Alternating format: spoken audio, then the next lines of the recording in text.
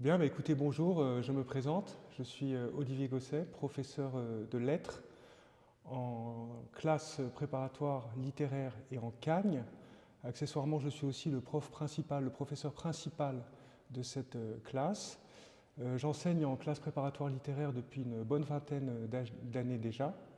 Je suis un ancien cagneux et par ailleurs, j'enseigne également au collège en français et en latin, au collège de la Solitude, donc chez les Maristes à Lyon comme on dit, et je suis à Saint-Paul pour ce qui est de la classe préparatoire.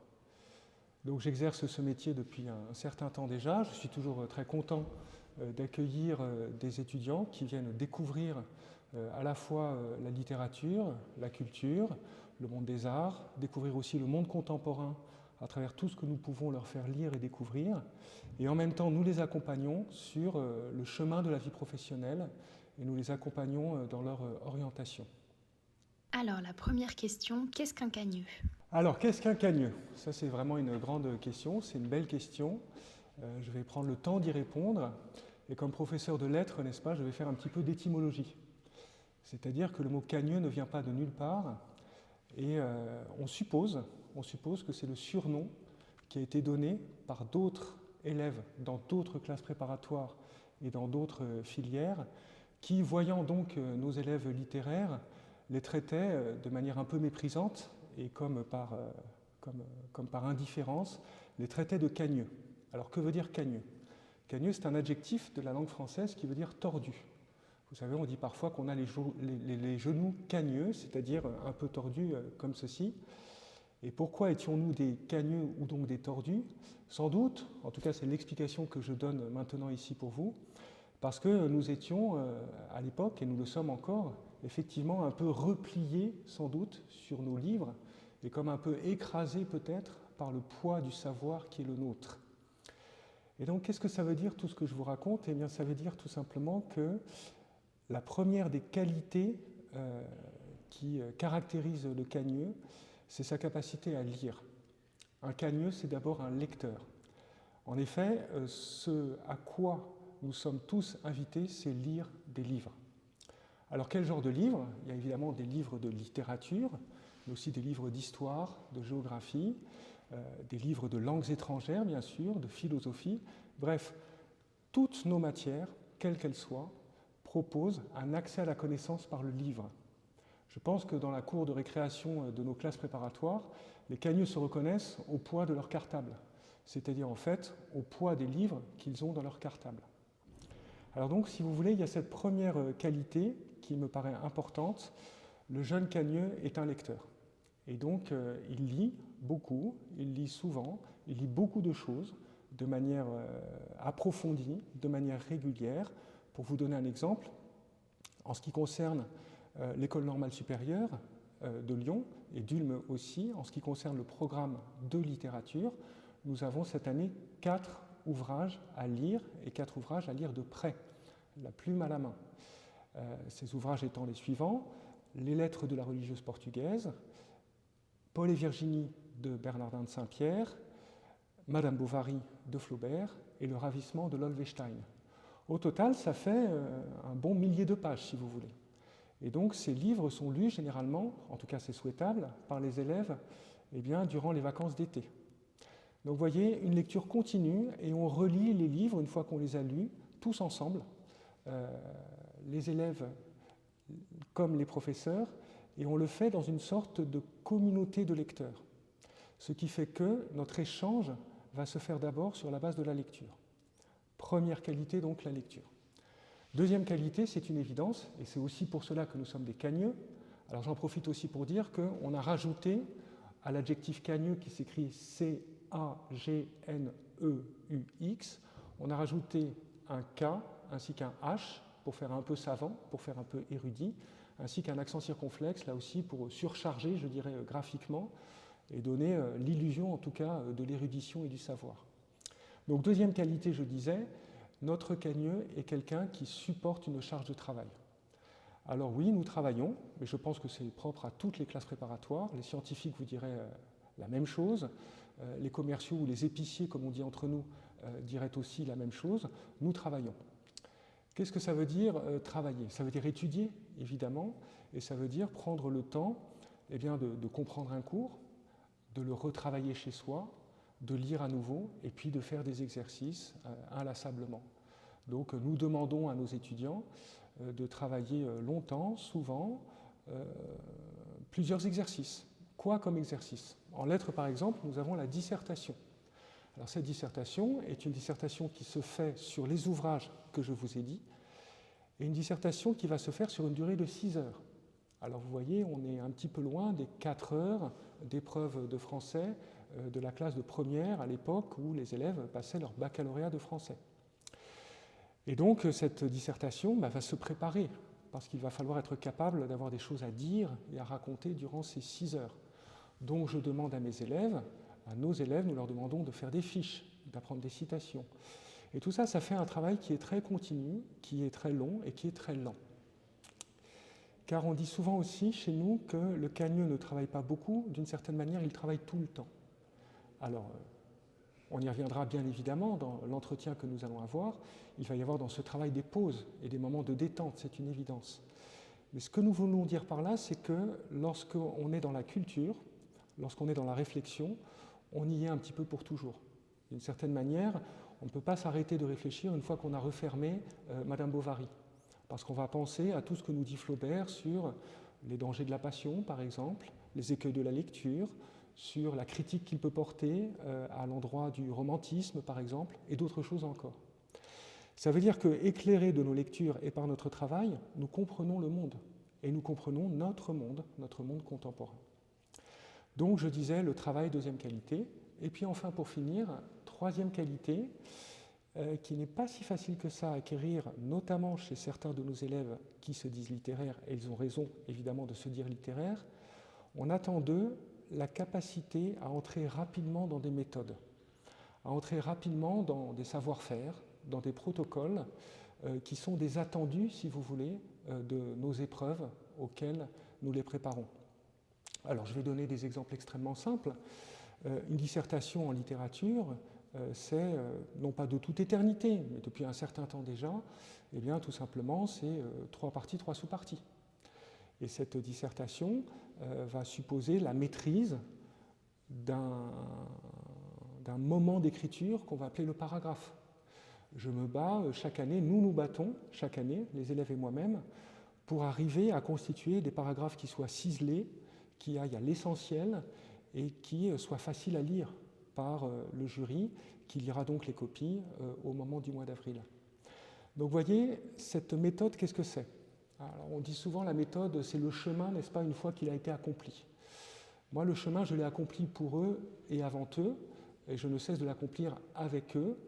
Et ce chemin suppose, au fond, un certain nombre de règles, de directions à prendre, de virages à bien négocier dans une dissertation, ce chemin étant une fois accompli, va là aussi nous aider, je dirais, pour toute notre vie. Parce que quand on sait faire une dissertation de lettres, il y a beaucoup de choses qu'on sait faire. Et ça, on en parlera aussi plus tard, soit à l'occasion de cet entretien, soit pour d'autres podcasts. Nous savons très bien que le monde civil, le monde de l'entreprise comme on dit, le monde du privé si vous voulez, eh bien, sollicite de plus en plus des littéraires parce qu'ils savent lire, écrire et penser. Et vous voyez, là, je finirai cette petite réponse, cette brève réponse, eh bien, à travers cette exigence-là.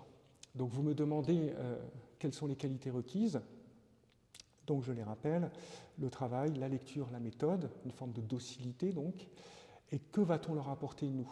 Eh bien, on va leur apprendre à lire, à écrire et à penser. Et je crois que c'est un cadeau qu'on va leur faire et qui leur servira, je l'espère pour eux, toute leur vie. Vous avez beaucoup parlé du poids du savoir, de la charge de travail. Comment savoir si on est capable d'absorber cela? Oui. Alors, cette question de la capacité de l'élève, de la capacité des jeunes à aller dans cette charge de travail est une question tout à fait légitime, évidemment, et qui traduit une forme d'inquiétude à la fois des élèves, des jeunes, mais aussi des familles et des parents. Moi, je dis souvent à mes élèves, vous n'imaginez pas à quel point vous allez pouvoir repousser vos limites en ce qui concerne donc ce cap qu'il y a à franchir pour le travail. Ce qu'on fait chez nous, à Sainte-Marie, donc chez les maristes à Lyon, c'est qu'on va accompagner nos élèves dans la difficulté. Et qu'on va passer tout simplement des 4 heures dont je parlais de la classe de première aux 6 heures du concours du mois d'avril en fin d'année. Donc on va accompagner ces élèves à faire face à cette charge pour qu'ils entrent progressivement dans la durée, dans la densité, dans la quantité demandée. Ça ne se fera pas d'un coup. Et donc pour être très simple, pour vous donner des exemples simples, les premiers devoirs en hippocagne ne sont pas en 6 heures mais en 5 heures chez nous, pour les aider à entrer dans cette difficulté-là. Autre exemple qu'on peut donner, lorsque nous accueillons les hippocagneux qui montent en cagne, alors on va dire hippocagne-cagne, hippo en dessous, donc l'hippocagne est la classe qui se trouve sous la cagne. Donc c'est la première année après le baccalauréat, bac plus 1. Et donc ces élèves-là, lorsqu'ils arrivent en cagne, ils ont leur passage, en tout cas chez nous, en cagne, on va dire au mois de juin, eh bien nous les accueillons, nous les professeurs de cagne, et nous leur faisons vivre ce qu'on appelle notre séminaire d'entrée en cagne, où on va leur donner pendant une bonne semaine à peu près des méthodes, des conseils de travail pour qu'ils mettent à profit leur mois d'été, pour qu'ils se mettent au travail dès l'été. Dernière chose aussi, donc ça aussi c'est un mot d'ordre qui nous est propre et qui nous est cher, pour nous tous, c'est-à-dire pour les élèves, les étudiants aussi bien que pour les professeurs, nous nous disons toujours la chose suivante: la charge de travail est trop lourde pour qu'elle soit prise en compte par une seule personne. Et donc ce que nous faisons, entre collègues mais aussi les élèves entre eux, nous nous répartissons la charge de travail. Alors évidemment, on ne peut pas faire la dissertation à la place de son camarade, ça n'est pas possible. En revanche, pour vous donner là aussi un exemple très concret et très simple, en lettres, nos élèves qui sont en lettres découvrent ce qu'on appelle la critique littéraire. On demande à des élèves de savoir des choses importantes qui ont été dites, par exemple, sur Madame Bovary, sur Flaubert. Et donc, tout simplement, en début d'année, je fais une grande liste de tous les articles écrits sur Flaubert et je demande aux élèves de se répartir ces articles-là et d'en faire des fiches. Et l'idée est que, évidemment, les fiches circulent dans la classe pour que la charge de travail, comme je le disais, soit répartie. Donc, si vous voulez, il faut toujours se dire d'abord qu'on est capable de supporter quelque chose d'exigeant. Ensuite, il faut se dire qu'on est accompagné. Et ensuite, il faut se dire tout simplement qu'on s'aide les uns les autres pour traverser cette difficulté. Par exemple, si je suis un lycéen et que j'ai un engagement scout, de musique ou de sport, est-ce que je dois tout arrêter ou est-ce que je peux continuer en cagne ? Alors là aussi, c'est une grande question. C'est une question qui est délicate. Et derrière la question se cache une autre question qui apparaît à chaque fois qu'on entre en contact avec des jeunes qui veulent entrer en classe préparatoire littéraire. La question est la suivante: comment garder un équilibre ? Le corps enseignant demande aux élèves et à la classe de travailler beaucoup, de travailler tout le temps, etc. Et il y a le risque de perdre un peu les pieds. Et ce risque n'est pas moindre. Ce risque est important. Et je dirais là-dessus 2-3 choses d'abord avant de répondre à proprement parler à la question. La difficulté du travail intellectuel, c'est qu'il ne connaît pas de limite immédiate. Le travail manuel, lui, va connaître des limites immédiates. L'artisan va se fatiguer. Le pianiste, l'artiste, lui aussi, va rapidement, s'il travaille trop, s'il joue trop de son instrument, va rapidement ressentir des crampes aux doigts, si je puis dire. La crampe du cerveau, ça n'existe pas, ou en tout cas pas sous la forme que nous connaissons. Or, nous devons être vigilants. Nous devons être vigilants parce que le travail intellectuel, comme il ne connaît pas de limites, a tendance à être infini d'une certaine manière et peut créer chez nous-mêmes, comme chez nos élèves, une forme de déséquilibre. Et donc très souvent, je demande aux parents, je demande à des camarades, lorsque un élève semble ne pas aller forcément très bien ou être un petit peu dans la difficulté ou à la peine, je pose toujours 3 questions extrêmement simples. Dort-il ou dort-elle ? Se nourrit-il ou se nourrit-elle ? Et a-t-il ou a-t-elle des amis ? Vous voyez ? Ça, c'est des points d'équilibre qui sont absolument fondamentaux. la vie concrète, la vie sociale, d'une part, la vie de notre corps, d'autre part, sont des points d'équilibre absolument fondamentaux.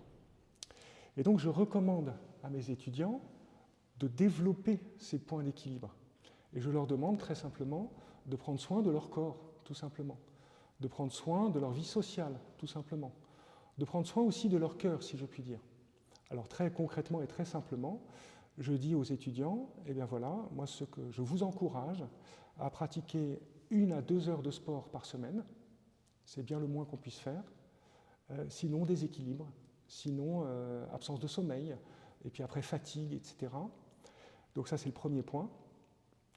Et puis de cultiver aussi 1 heure ou de donner 1 heure pour les autres. Alors je vais essayer de m'expliquer là-dessus. 2 heures pour soi en quelque sorte et 1 heure pour les autres. Nos étudiants sont, et tout étudiant je pense, sont des individualités, sont des individus, des jeunes, qui reçoivent beaucoup toute la journée. Toute la journée on s'occupe d'eux.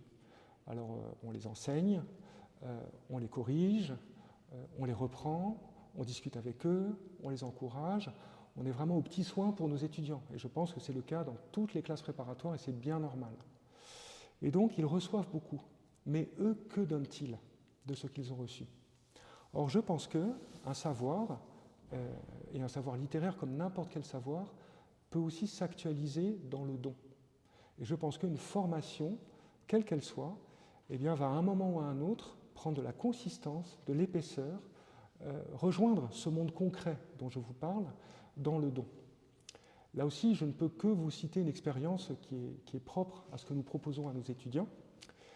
Je propose aux étudiants de classes préparatoires, alors littéraires, mais aussi de commerce, parce que nous avons des classes préparatoires commerciales chez nous, je leur propose de donner 1 heure de leur temps, entre midi et 2, pour animer des cours de soutien à des élèves étrangers, donc on appelle chez nous UPE2A. Alors l'acronyme est un peu complexe, UPEAA, c'est-à-dire unité, si je ne me trompe pas, pédagogique d'élèves arrivant allophones. Et je leur demande donc, entre midi et 2, 1 jour par semaine, de faire des cours de soutien à ces enfants-là. Et ça leur fait énormément de bien. Pourquoi? Parce qu'ils ont l'impression d'être utiles.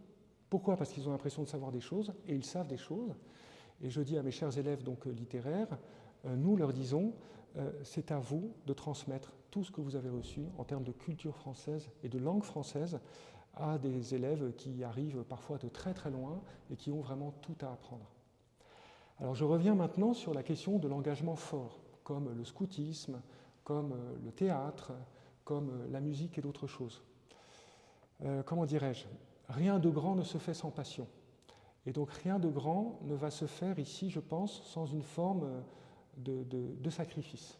Je demande, alors je ne suis pas toujours écouté, mais ça c'est normal, c'est la grâce et c'est la liberté de l'enseignement. Je demande donc à nos étudiants, pour la classe de Cagnes, de renoncer à des engagements forts, parce qu'ils ne vont pas pouvoir les honorer. Donc on ne peut pas se dire qu'on va cultiver ou qu'on va poursuivre à la perfection, à l'excellence, la pratique d'un instrument de musique. Ça n'est pas possible. Et donc je demande tout simplement de différer cette pratique-là, ou cet engagement-là.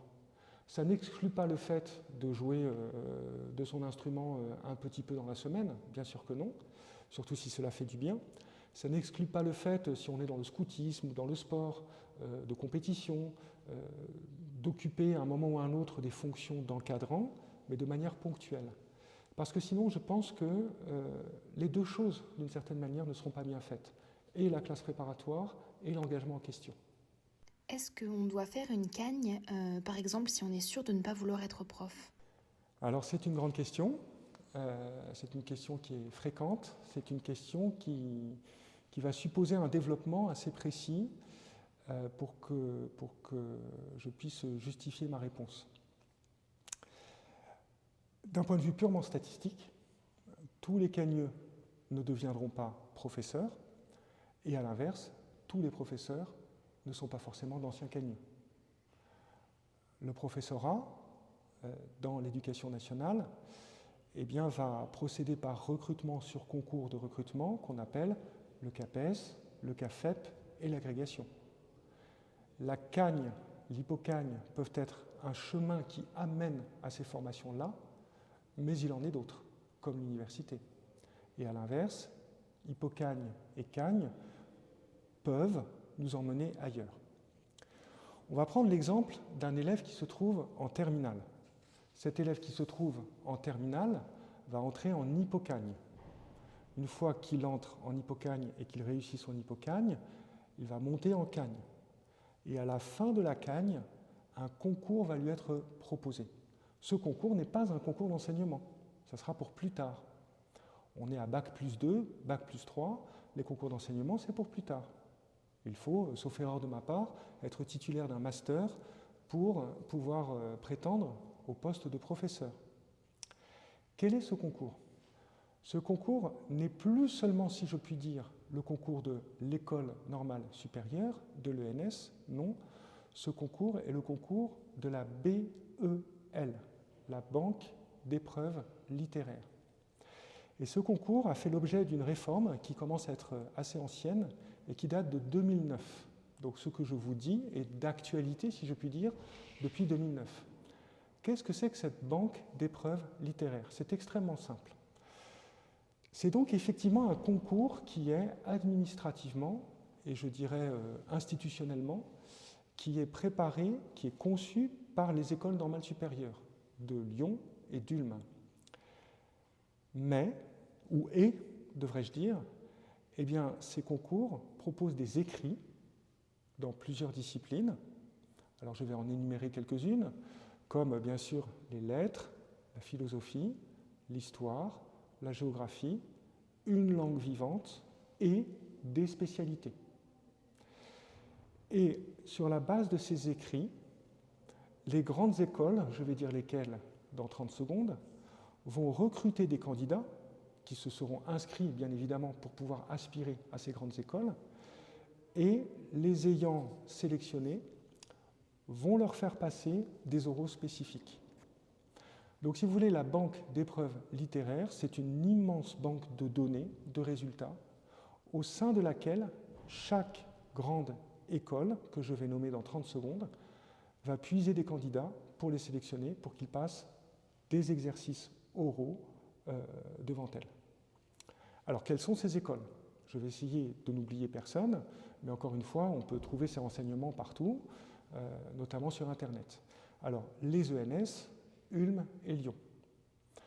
Les écoles de management, soit celles qui sont dans ce qu'on appelle la BCE, soit celles qui sont dans ce qu'on appelle les écrits-com. Les écoles, les instituts de sciences politiques. Alors pour faire vite, on va dire Sciences Po province, pas Paris et puis pas toutes les villes de province. Vous vous renseignerez et puis vous trouverez les renseignements, c'est tout à fait accessible. Quoi d'autre aussi ? Le CELSA. Quoi d'autre aussi ? l'ISIT. Quoi d'autre aussi ? Saint-Cyr. Vous voyez, tout ça, ça fait un certain nombre d'écoles qui finalement me fait dire que par la voie littéraire, on peut accéder finalement assez facilement, peut-être même plus facilement, à certaines écoles en passant par cette voie littéraire plutôt que si on était dans une voie autre. Et donc ça veut dire que nos étudiants ne termineront pas tous dans la noble carrière, bien évidemment, de l'enseignement. Et pour être bien précis, chaque année, on organise chez nous à Lyon, à Sainte-Marie-Lyon, on organise ce qu'on appelle le Forum du Cagneux. Alors, ce n'est pas moi qui m'en occupe, donc je vais pouvoir en parler d'autant plus librement. C'est une excellente initiative qui consiste à faire venir des anciens cagneux qui sont dans la vie professionnelle et qui vont présenter leur parcours, qui vont présenter leurs études après la cagne à nos cagneux actuels. Et donc, notre collègue qui s'occupe d'organiser ce forum du cagneux, à chaque fois, à peu près, répartit les anciens élèves en 4 pôles. Qu'est-ce qu'on a dans ces 4 pôles ? Premier pôle, l'enseignement. Deuxième pôle, le secteur privé. Troisième pôle, la fonction publique au sens large du terme. Et quatrième et dernier pôle, la culture, les affaires culturelles. Donc vous voyez, ça veut dire que dans nos anciens élèves, nous avons des parcours extrêmement divers, donc des enseignants et d'autres choses. Alors, la question qu'on se pose aussi, alors ça veut dire que, tout simplement, statistiquement, donc ça c'est une vieille statistique, peut-être qu'elle n'est pas tout à fait actuelle, un cagneux sur 4 accède à une grande école, à l'une de celles que je viens de dire. Les autres, me direz-vous, ceux qui n'y accèdent pas, deux possibilités.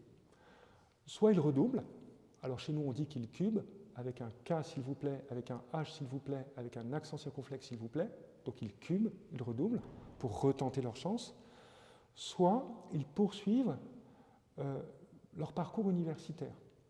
Car en effet, là aussi la chose est importante, tout élève qui entre en hypocagne puis en cagne va obtenir d'année en année ce qu'on appelle chez nous des équivalences, où on dit des crédits ECTS. C'est-à-dire tout simplement un droit à poursuivre parallèlement administrativement dans un premier temps, puis réellement et concrètement après, une fois qu'ils seront sortis de la cagne, eh bien, à suivre un parcours universitaire. Donc pour donner un exemple très simple, un cagneux qui entre chez nous en cagne à un niveau licence 1, et en fin d'année, il aura un niveau validé licence 2. Et s'il reste chez nous comme cube, il aura fait sa licence administrativement à la faculté et finalement chez nous. Alors comment ça se passe? C'est très simple. Le conseil de classe propose l'équivalence, les crédits ECTS, et la faculté, qui est absolument souveraine et c'est normal, dispose. Donc c'est elle qui, en dernier recours, va dire oui ou non à la demande d'équivalence. Dans l'immense majorité des cas, c'est oui, évidemment, qui est proposé, sachant que les universités, les facultés, sont généralement heureuses et contentes de retrouver les cagneux sur leurs bancs et de retrouver des étudiants que nous avons formés.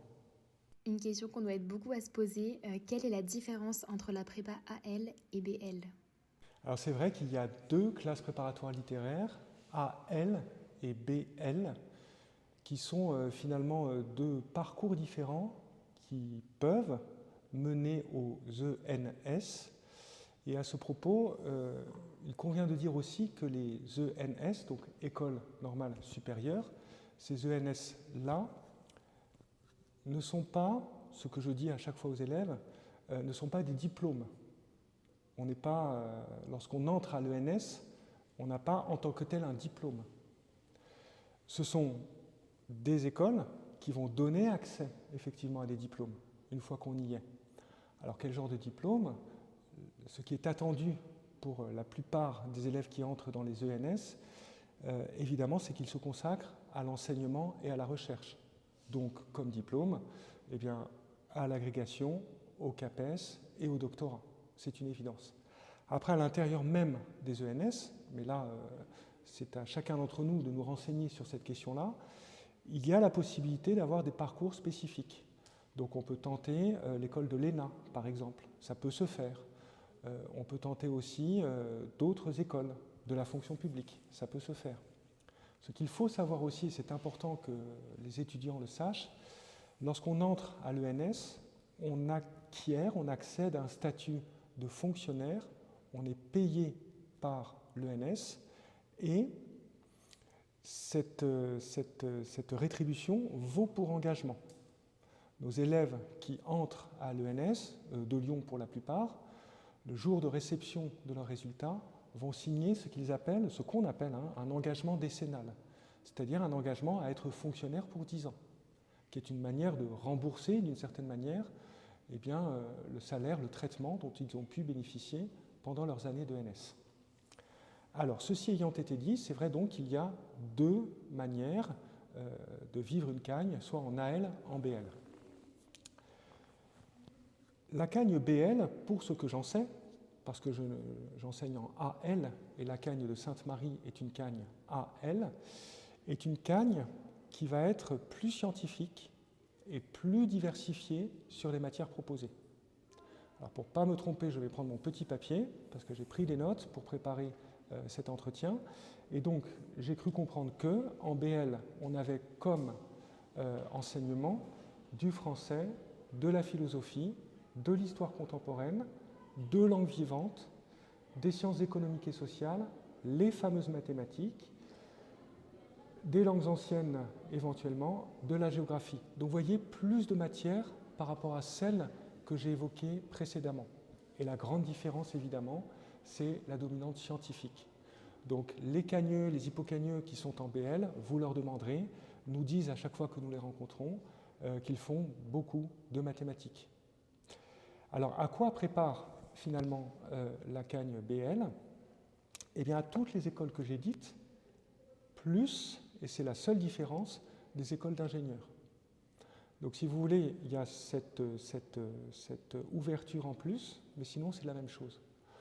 On a l'impression quand on discute avec des élèves, et puis notamment des bons élèves en sciences, que ce choix de la cagne BL est un choix qui leur permet, c'est tout à fait noble, hein, de ne pas renoncer aux mathématiques, de garder, comme ils disent, les mathématiques. Ça peut tout à fait s'entendre, mais la voie littéraire est aussi possible, et nous accueillons très volontiers, évidemment, des élèves venant des spécialités scientifiques qui, justement, apportent à la classe, à nos classes, eh bien, cette rigueur qui est propre aux scientifiques et qu'on attend aussi, fondamentalement, des élèves qu'on appelle les élèves littéraires. Eh bien, écoutez, merci beaucoup de m'avoir écouté, merci beaucoup d'avoir pris le temps d'entendre tout ce que je pouvais ici, comme simple témoin, bien sûr, hein, comme simple enseignant, comme ancien cagneux aussi, tout ce que je pouvais vous partager. Avant qu'on se quitte, je voudrais vous dire une chose à tous, et puis je voudrais vous donner 2 rendez-vous. Alors la chose que j'aimerais vous partager, c'est quelque chose qui nous est cher, à nous autres les cagneux de Sainte-Marie. Nos élèves d'Hippocagne ont au-dessus du tableau et au-dessus de l'estrade très souvent l'habitude d'écrire la devise suivante qui nous vient de René Char, qui est celle-ci, « Ne t'attarde pas à l'ornière des résultats ». Elle est importante pour nous, cette devise. Elle a été écrite par René Char dans des temps absolument dramatiques, qui sont les temps de la Résistance. René Char, vous le savez sans doute, assiste comme témoin et comme acteur à la fois stupéfait et blessé à tout ce qui peut se passer en France. Et il écrit pour lui-même et pour les autres, ne t'attarde pas à l'ornière des résultats, parce que les résultats à ce moment-là, nous sommes dans les années 40, sont des résultats absolument dramatiques. Nos cagneux ont pris ce mot d'ordre comme une sorte de devise, et je trouve que c'est une bonne devise. Parce que bien évidemment, ce que nous souhaitons, ça n'est pas, bien sûr nous le souhaitons pour eux et pour les familles, ça n'est pas que la réussite de leurs études. Ce que nous souhaitons, c'est qu'à travers cette formation qu'on leur propose, ils se forment justement et qu'ils grandissent justement. Et le but d'un enseignement, le but d'un cours, c'est la croissance des élèves. Et ce que nous souhaitons pour nous tous, c'est de faire en sorte que nos élèves soient des personnes debout. Nous souhaitons des hommes, des femmes qui soient debout et qui soient bien dans le monde où ils se trouvent et qui aient des choses à apporter à ce monde.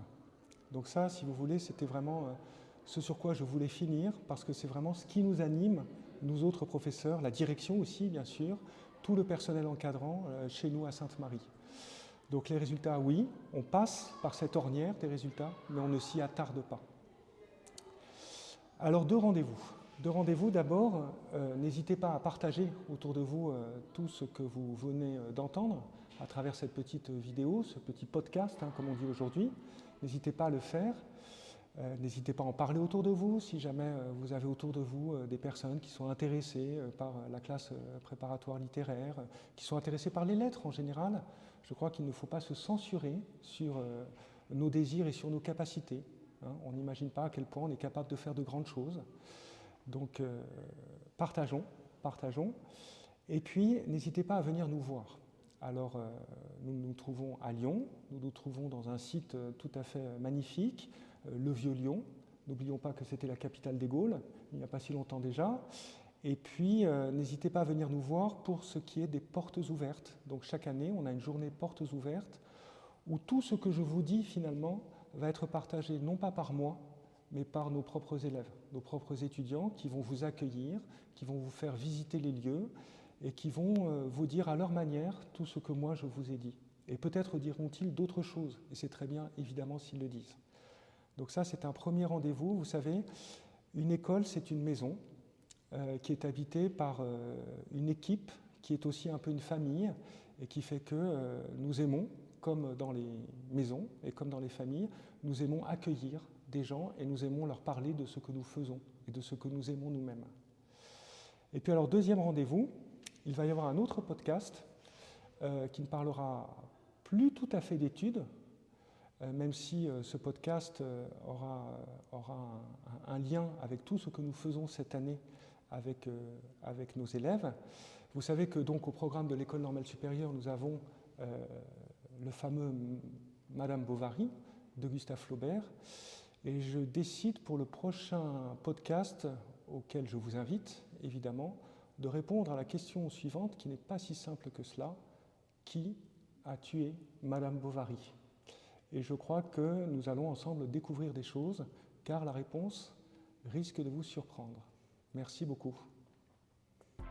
Et voilà, c'est déjà la fin de l'épisode. J'espère qu'il vous aura plu et que vous aurez pu apprendre quelques petites choses. N'hésitez pas à mettre un petit like, des petites étoiles, peu importe sur la plateforme sur laquelle vous êtes, et à partager aux personnes que ça pourrait intéresser. Moi, en tout cas, je vous dis à très bientôt.